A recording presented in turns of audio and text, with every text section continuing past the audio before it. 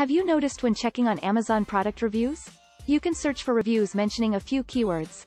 And for some products, you even have the average rating for reviews mentioning a certain feature.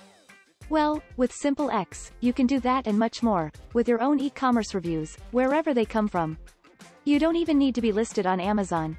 In SimpleX you import ratings, text reviews, plus any other relevant data, to filter the results. Once imported, the dataset is already tagged with a comprehensive list of keywords. I mean, much more comprehensive than the Amazon one, and editable. You also have rating scores, sentiment, originality, and any other segment filters you need. Investigating a specific feature is super easy and intuitive. So you are looking to find the reviews about gift idea. Of course, you start by the reviews containing the string, gift, and that's easy because you just have to click on the tag.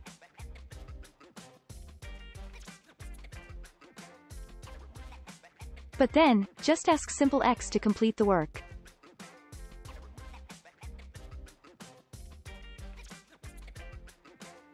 And the good news is that SimpleX understands language. So it knows that reviews containing present or birthday fit in, even though they don't contain the gift word. It even works with reviews in different languages, and often even with typos and misspelling. To make this even faster, you can use one of our pre-trained industry models as a starting point. In this example, our e-commerce classification model is a pretty good start. Then, it is a matter of seconds to categorize the entire dataset. Of course, you can adjust topic labels to your taste, create subtopics. We can also build for you a fully custom model to serve your specific needs, and embed it into SimpleX. You can mine precious business insights and share it with your team, thanks to the amazing DataViz module. A shiny PowerPoint report can be generated in seconds.